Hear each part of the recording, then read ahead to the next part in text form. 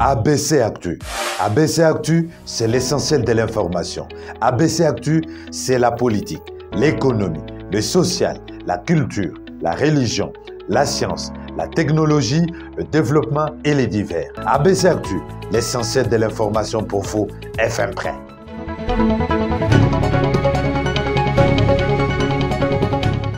Merci à tous de nous choisir pour vous informer. À la une de l'actualité, la mission d'observation électorale des églises catholiques et protestantes ne veut pas d'un auditeur externe qui sera contrôlé par la CENI au risque d'avoir un rapport orienté et manipulé.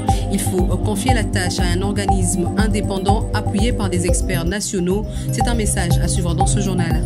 Réunis ce vendredi à Kinshasa au Faden House, les 4 leaders de l'opposition, Moïse Katumbi, Martin Fayulu, Matata Mponyo et Délice Sanga, s'est plié à la décision de l'hôtel de ville de reporter au 20 mai leur marche initialement prévue pour le samedi 13 mai. C'est un élément à suivre dans ce journal.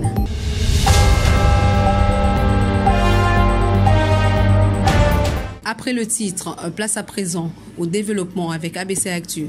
Petit par sa taille, le Botswana est l'un des pays les plus riches d'Afrique. Avec un PIB de 7 000 $ américains par habitant, le Botswana doit sa prospérité à l'exploitation de son diamant dont il est le premier producteur au monde, en valeur et en volume loin devant la Russie. Il est de notoriété publique que l'organisation du secteur du diamant au Botswana est une référence mondiale. C'est dans l'objectif d'étudier le modèle économique de cette industrie afin de la dupliquer en République démocratique du Congo que le président de la République, Félix-Antoine Tshisekedi Tshilombo, a fait le déplacement de la mine de Jwaneng à 150 km de Gaborone. Chaleureusement accueilli par les staffs dirigeants de Debswana, société de l'État créée en 1969 en partenariat avec des BIRS, le chef de l'État congolais a été suffisamment édifié sur la gestion du diamant de l'extraction à l'importation, ainsi que sur la redistribution des dividendes aux 3 300 000 Botswanais. En 1966, le Botswana ne comptait que 640 000 habitants avec 120 km de route et son économie était tenue par le commerce de la viande de bœuf à hauteur de 98%. Aujourd'hui, selon les responsables de Debswana, la vente du diamant rapporte 80% de recettes à l'État et le pays gagne aussi beaucoup d'argent dans l'exportation de la viande de bœuf à l'Union européenne.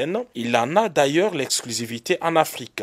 Après ces échanges, place à la visite de la mine à ciel ouvert de Jwaneng, la plus grande mine de production de diamants au monde. Le chef de l'État congolais est descendu jusqu'au fond de cette carrière. À près de 500 mètres, il a obtenu toutes des explications sur la technologie utilisée et l'organisation du travail. La mine de Jwaneng est l'une des 4 mines de diamants du Botswana. Toutes sont gérées par l'entreprise étatique Debswana qui emploie 12 000 nationaux. En 53 ans d'exploitation, cette mine a sorti 59% de sa richesse en diamants. Il faudra encore un demi-siècle pour extraire les 41% du diamant enfoui dans cette mine. J'avoue vraiment que ça m'inspire. Vous savez que la République démocratique du Congo est aussi un gros producteur de diamants. Le secteur est vraiment en perte de vitesse en ce moment. Mais je crois qu'après cette visite, nous avons vraiment les idées qu'il faut pour redynamiser notre secteur de diamants. Et c'est grâce à nos frères du Botswana et je tenais vraiment à les remercier pour cette visite. Un des experts dans la suite du chef de l'État, le secrétaire exécutif du COPIREP a bien compris les secrets des réussites des Botswanais. C'est d'abord la chaîne de la valeur ajoutée. Donc vous avez des sociétés, des entreprises qui font la production de diamants, d'autres qui font des services à valeur ajoutée comme le polissage, la taille, et d'autres qui s'occupent que de la vente, n'est-ce pas? Toute cette chaîne est une inspiration pour nous. Pour nous, c'est d'abord le sérieux dans le travail. Et l'expérience botswanaise le montre. De deux, l'implication de l'État. Et chez nous, c'est une chose importante que l'État s'implique dans son industrie du diamant, non seulement en tant que maître du secteur, mais aussi en tant que propriétaire de la plus grande entreprise de diamants en RDC. L'implication de l'État, c'est ce que le président Tshisekedi est allé voir au siège de Debswana. Il a visité tous les processus de polissage et taille de diamants pour ajouter de la valeur au produit. Il a obtenu également des explications sur toute la chaîne. Chez Okavango, une autre société de vente des diamants, le chef de l'État a été suffisamment informé de la stratégie de développement du secteur. Le président Tshisekedi a eu le bonheur de voir les produits exposés à la vente, dont ces diamants bleus d'une valeur de 40 millions de dollars américains.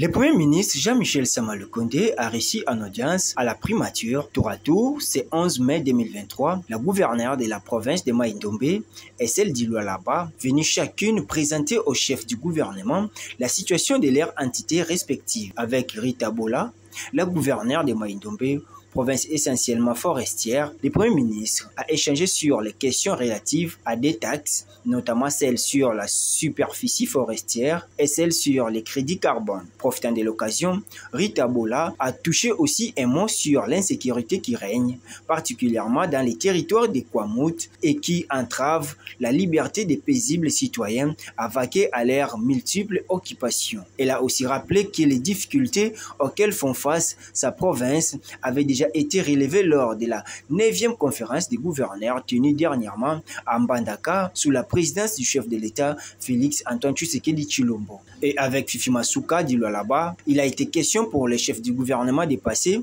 en revue la situation sécuritaire. La gouverneure d'Ilualaba a fait savoir que c'était pour elle l'occasion de présenter les civilités au chef du gouvernement, mais aussi de lui faire part du fonctionnement de sa province. Bon, nous sommes ici, d'abord nous disons merci pour cette rencontre d'aujourd'hui.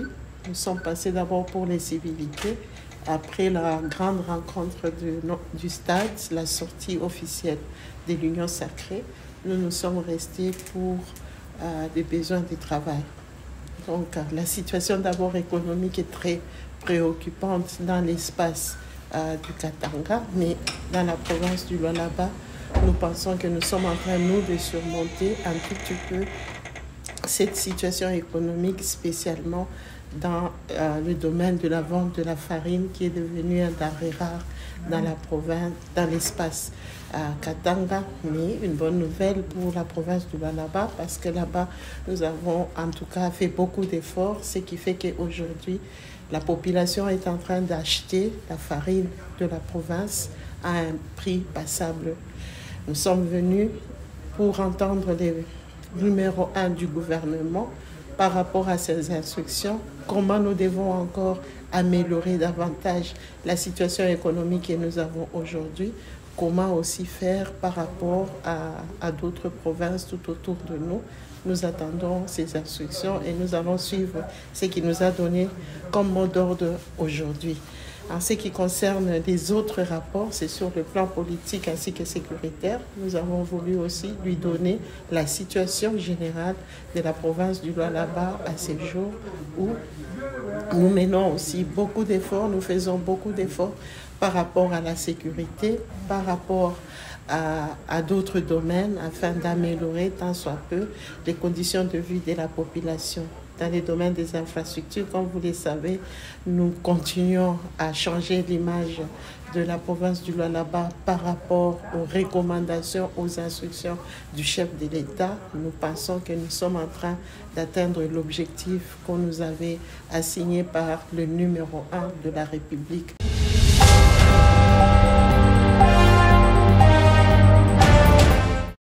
La communication que nous avons ce jour, elle est très brève. Nous voudrions rappeler d'abord qu'au terme de la déclaration que nous avons faite à Lubumbashi en date du 14 avril, nous avions annoncé la marche de Kinshasa pour la date du 13 mai, soit plus précisément un mois. L'hôtel de ville de Kinshasa, l'autorité urbaine, est restée silencieuse, sans donner de nouvelles, jusqu'à ce qu'une nouvelle lettre le saisissant de cette marche lui a été communiqué en date du 8 mai, consécutivement à la lettre précédente qui lui avait été signifiée depuis le 27 avril de cette année. La réunion qu'il y a eu hier avec les délégués, nos secrétaires généraux, pour examiner enfin les modalités sous lesquelles la manifestation de demain devait se passer, l'autorité urbaine n'a pas rompu la tradition que nous avons combattue dans ce pays pendant des années, c'est-à-dire l'arbitraire, alors que nous avons un régime qui est un régime d'information et non pas un régime d'autorisation. L'autorité urbaine, comme ses prédécesseurs, se saisissent de cette position pour interdire la marche et proposer des dates qui ne sont pas celles des organisateurs qui, eux, ont choisi des dates différentes. Nous savons que ce qui guide l'autorité urbaine, c'est la volonté de rompre l'élan de mobilisation que nous avons constaté et l'effervescence dans la ville. Face à cette mobilisation, l'autorité urbaine, qui a minimisé au départ, n'a eu d'autre recours que d'interdire la marche. Et sur quelle motivation est-ce qu'il y a eu cette interdiction? On évoque la sécurité. On évoque la sécurité dans une ville où nous avons vu, il y a moins d'une semaine, la majorité, le pouvoir, organiser ici une activité grandiose. En toute responsabilité, nous avons décidé de notre propre chef. Et nous n'accepterons pas un nouveau dictat de la part de l'autorité urbaine que la marche va se dérouler le samedi prochain, c'est-à-dire à la date du 20 mai ici à Kinshasa. Nous en appelons donc à tous nos militants, à toutes les bases de nos 4 formations politiques et de la société civile et d'autres partis qui ont joint la marche, à rester mobilisés et à faire une démonstration de force, à pouvoir être là pour dire que nous sommes contre la vie chère dans notre pays, contre l'insécurité, contre le processus électoral chaotique. Nous voulons aller...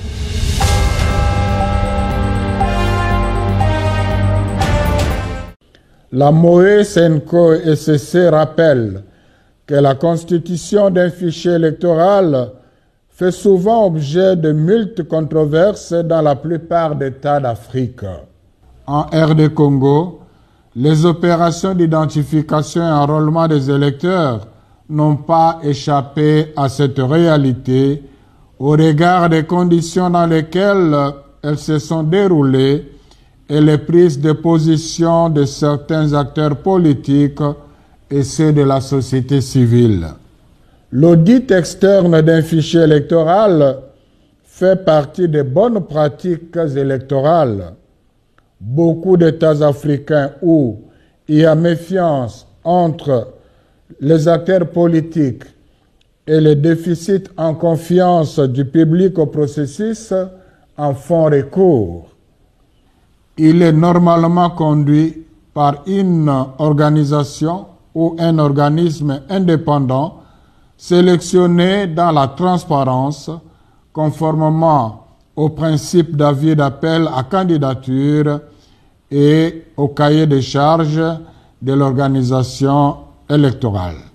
L'audit du fichier électoral a permis à plusieurs États d'obtenir un consensus autour des listes des électeurs et de restaurer la confiance du public au processus électoral ainsi qu'aux résultats qui en ont résulté, ce dont la CENI et le processus électoral en RD Congo ont besoin aujourd'hui.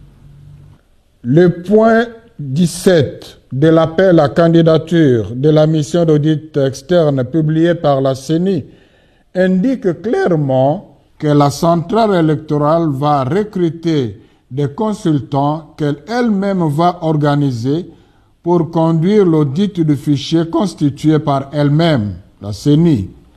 En outre, le point 14 permettra à la CENI de censurer la méthodologie de l'audit.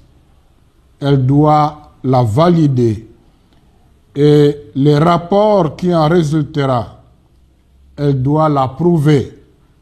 Ces dispositions sous-évoquées sont par ailleurs en contradiction avec une autre du point 17 qui voudrait qu'aucune partie prenante ne soit en situation de conflit d'intérêts.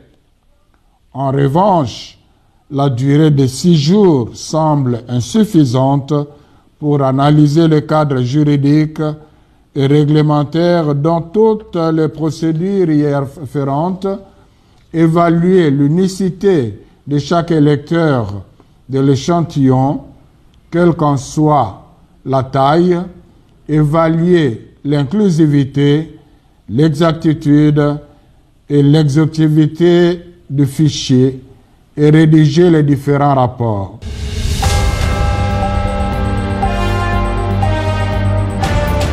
Signature du contrat de partage de production du bloc gazier Luanjofu, la vice-ministre des hydrocarbures, Wivine Moleka, a lancé le travaux de négociation avec Ajagiri Energy Corporation le mardi dernier devant les différentes parties prenantes. Intervenant à l'occasion, elle a relevé que ces travaux est une étape ultime dans le processus de l'appel d'offres pour l'attribution du bloc gazier Luanjofu du lac Kivu, amorcé depuis le 28 juillet 2022 et à l'issue duquel Alphagiri a été déclarée entreprise adjudicataire. L'exploitation du gaz du lac Kivu sera une première en RDC depuis l'indépendance. Elle va permettre à la population de bénéficier de l'électricité comme c'est le cas dans certains pays voisins. À en croire la vice-ministre des hydrocarbures, le lancement de ces travaux témoigne de la volonté du gouvernement de s'inscrire dans la vision du chef de l'État, d'abord en exploitant les ressources gazières enfouies dans les eaux du lac Kivu,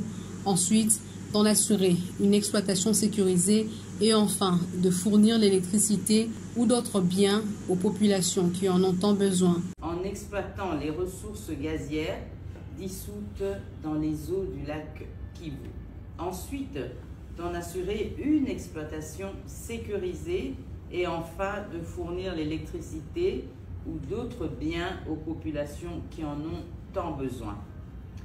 Je vous invite donc à des échanges sereins, conviviaux, constructifs, responsables et fructueux, et tout cela pour l'intérêt évidemment de la République démocratique du Congo et également pour l'intérêt de ses partenaires ici présents dans une logique dite win-win.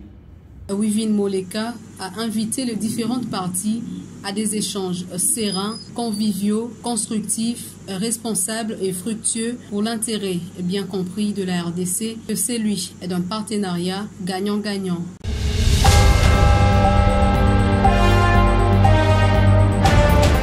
Le Code minier de la République démocratique du Congo prévoit la dotation de 0,3% minimum du chiffre d'affaires des entreprises minières au bénéfice de projets de développement de communautés locales impactées par l'exploitation minière. Suite à cette disposition, la société Kibali Gold Mine a respecté ses obligations sociétales vis-à-vis des communautés locales. À cet effet, il s'est effectué mercredi dernier devant la ministre de Mines, Antoinette Samba Kalambay, la signature du protocole d'accord en vue de l'exécution de travaux par le service national. Le gouverneur du Haut-Uélé, Christophe Basséane-Nanga, a apposé sa signature sur ces protocoles d'accord qui concernent la construction des hôpitaux, des écoles et autres projets de développement communautaire dans 2 territoires de sa province. Il s'agit de territoires de Ouacha et de Faradje. Par ailleurs, le gouverneur du Haut-Uélé a appelé la population à accompagner le dit projet. Basséane Nanga a révélé que 80% de la main-d'œuvre pour l'exécution de travaux seront puisés dans la population. Il faut noter que la signature officielle du protocole d'accord de la dotation de 0,3% entre Kibali et le service national s'est déroulée le vendredi 28 avril 2023 en présence des ministres de Mines et des Affaires sociales et Actions humanitaires. Modeste Mutsinga.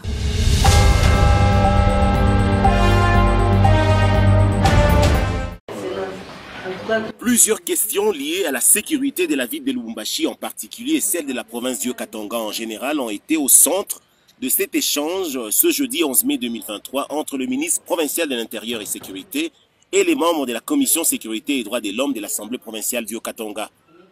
Vidal Sunzu, Francis Kazad et Liliane Komba ont eu des informations sur les grands points liés à la sécurité de la province ainsi que des stratégies et mécanismes déjà mis en place par le ministère provincial de l'Intérieur pour venir à bout de la criminalité dans notre province. Honorable Liliane Komba, au sortir de cette rencontre. Et nous sommes vraiment très satisfaits d'entendre de la bouche du ministre de l'Intérieur, nous citons son Excellence Éric Mouta. Il nous parle des stratégies mises en place et d'autres actions qui a fait qu'on a déjà démantelé et la population, ces jours-ci, n'entend plus quand même les morts dans les sacs et l'autre phénomène qui vient de surgir ici à Tel. Mais il s'y est de signaler aussi qu'il y a une criminalité, une cybercriminalité dans les réseaux qui essaie aussi d'amplifier et c'est qui cause la psychose. Alors nous demanderons que la société civile qui nous écoute puisse aussi faire sa mission régalienne, celle d'éveiller la conscience de la population, de l'éduquer et de l'orienter. Et aux partis politiques de faire la bonne idéologie à nos jeunes, de les conduire vers les actions de développement et d'éviter la lassitude qui fait que, comme on dit toujours, un cœur inoccupé est habité par les diables. Disponible aussi bien sur le terrain que dans le bureau, le ministre provincial de l'Intérieur, Éric Mutandala, prend tout son temps là où le devoir l'appelle afin de bien accomplir la mission lui confiée par le numéro 1 de l'exécutif provincial, Jacques Kaboula Katoué.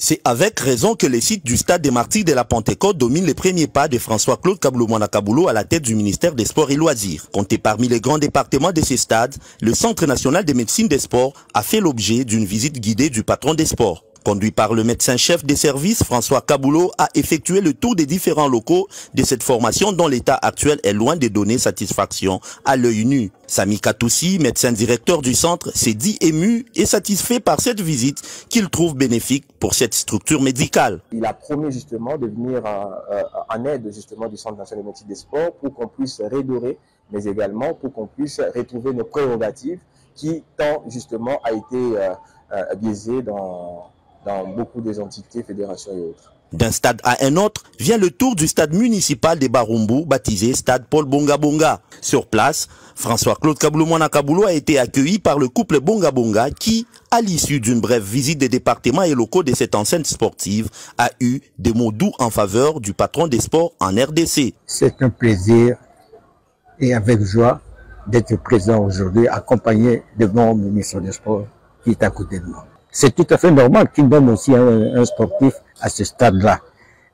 C'est facile pour comprendre les résultats qui vont venir. Dans un stade qui porte son nom, Paul Bonga Bonga, auteur d'une longue et riche carrière, s'est dit fier et honoré par cette reconnaissance dont lui témoigne la nation tout entière. L'ancien sociétaire du Standard de Liège est le premier Africain à figurer dans le 11 mondial de 1961. Ce qui reste son plus beau souvenir. Dans un stade qui porte mon nom, c'est normal, c'est suivant les résultats de mes qualités sportives qui m'ont permis d'être au-dessus et procéder à avoir un terrain pareil. Derrière chaque grand homme se cache une femme, dit-on. Marie Diankembi Bonga Bonga, épouse de Paul Bonga Bonga, se sent fière de la carrière de son homme entre la RDC et la Belgique. C'est une joie pour moi d'abord du fait aussi qu'il a excellé dans ce domaine. Donc pour moi c'est une fierté aussi. Moi je suis aussi très content que le président a choisi quelqu'un du domaine des sports pour être à la tête de ce ministère. Parce que lui au moins il connaît les sports, il connaît les tenants et les aboutissants. Comment on fait. Moi, je pense que vraiment le choix que le président de la République a fait, c'est vraiment le meilleur choix de choisir quelqu'un qui est du sport pour s'occuper de ce domaine-là.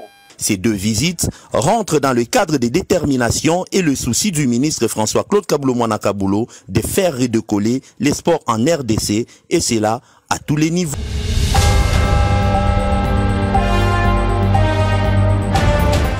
Ceci marque la fin de cette session d'information, mais avant, prenons le rappel de titre. La mission d'observation électorale des églises catholiques et protestantes ne veut pas d'un auditeur externe qui sera contrôlé par la CENI au risque d'avoir un rapport orienté et manipulé. Il faut confier la tâche à un organisme indépendant appuyé par des experts nationaux. Vous l'avez suivi dans ce journal. Réunis ce vendredi à Kinshasa au Faden House, les 4 leaders de l'opposition, Moïse Katumbi, Martin Fayulu, Matata Mponyo et Délice Sanga, se sont pliés à la décision de l'hôtel de ville de reporter au 20 mai leur marche initialement prévue pour le samedi 13 mai. Vous les avez également suivis dans ce journal. Ces numéros d'ABC Actu est complètement terminé. Merci à tous de nous avoir suivis.